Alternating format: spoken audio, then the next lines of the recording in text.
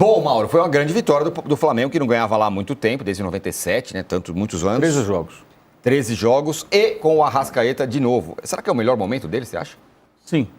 Eu acho que é um momento tão bom quanto o 19, com mais gols, porque em 19 os gols eram do Gabriel e do Bruno Henrique, né? Eram os caras que faziam os gols. Agora ele joga mais avançado, ele aparece mais na área. Ele dificilmente faria esse gol de cabeça de 19, porque geralmente o Bruno Henrique entrava para cabecear essa bola. Era outra equipe, né? O Felipe Luiz conseguiu encontrar uma maneira de aproveitar o Arrascaeta de uma forma que ele se desgasta menos, participa do jogo e é mais decisivo. Acho que tem tudo isso. E ele está melhor fisicamente, foi feita toda uma preparação. O Marcelo Bielsa agradeceu ao Flamengo agora, semana passada, porque está entregando a seleção do Uruguai o Arrascaeta melhor, mais inteiro. Outro atleta, né? E um outro aspecto, o contrato dele acaba no final do ano que vem. Se você perguntasse ano passado, deve renovar o contrato? Daquela jeito que estava jogando, não. Por que renovar o contrato com um aumento do salário? Não justificava. Ele caminhava para ficar numa situação parecida com a do Gabriel. Mas agora, ao contrário, ele está jogando bem. Então, a partir de virada do ano, certamente vão sentar para conversar sobre a renovação contratual e ele vai poder colocar uma pedida alta e tudo, que ele está muito bem. E o clube vai ter que analisar isso com muito carinho. Faz parte do jogo. É assim que funciona, né? Se você está bem, você negocia uma condição melhor. E ele, de fato, está muito bem. Mas ontem, assim, entre todos os jogadores, tem que destacar o Saúl, né? O Saúl foi pai, chegou horas antes do jogo, pegou lá um voo depois. Poderia pegar a licença paternidade, né? Mas não, o cara foi para o jogo, deu o passe, ele começa a jogada, se apresenta e faz o cruzamento para a cabeçada do Arrascaeta. O time controlou o jogo todo, o Juventude praticamente não ameaçou. Ao contrário do jogo do Grêmio, o Flamengo ficou muito tempo marcando alto e mantinha o Juventude longe da sua área. Teve lá um lance de perigo lá, mas a jogada estava parada por impedimento, já não valia mais nada. Teve uma hora que estava 75-25 a posse de bola. Isso, foi uma coisa bizarra. E o Felipe depois usou muito o elenco e manteve a marcação alta com a entrada de jogadores descansados que mantiveram essa postura. O segundo gol foi uma assistência do Carrascal, primeira dele, né? A jogada tem a participação do Cebolinha, que veio do banco também no início da jogada, na origem, né? E o Emerson Royal fez o gol de cabeça. Foi uma vitória muito segura do Flamengo, o time foi muito maduro. Por um jogo que exigia esse comportamento, né? Por tudo que carrega. Não são esses jogadores que estavam há 28 anos sem ganhar do Juventude. Tem jogador que nem tem 28 anos ali, né? Nem era nascido, o Flamengo não vencia o Juventude em Caxias. E foram muitos jogos, né? Porque teve períodos que o Juventude não enfrentava o Flamengo, não estava na Série A, mas, cara, são 13 jogos, 7 derrotas eram, né? 7 derrotas, 6 empates, é muita coisa, muita coisa.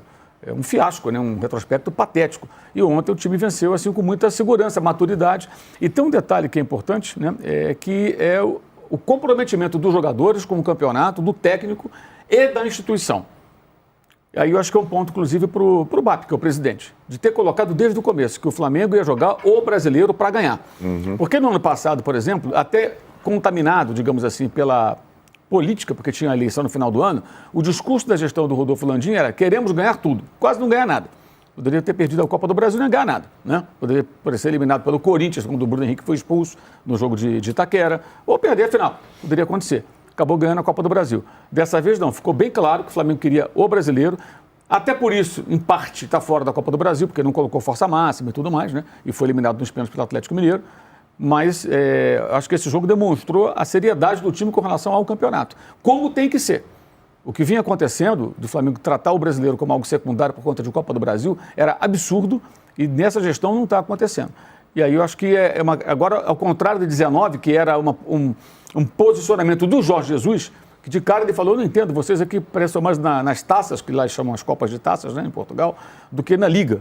E agora não, o clube quer o campeonato. Pode até não ganhar, mas ele está em busca do título brasileiro. Como acho que é obrigação. Flamengo e Palmeiras, com os elencos que tem que lutar para ser campeão brasileiro.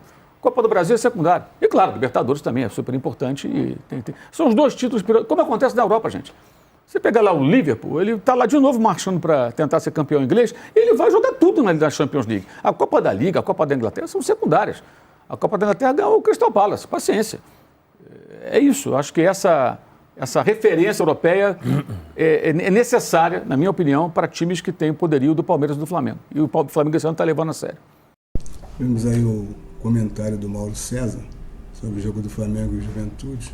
O Flamengo ganhou o jogo com tranquilidade, não teve nenhuma dificuldade.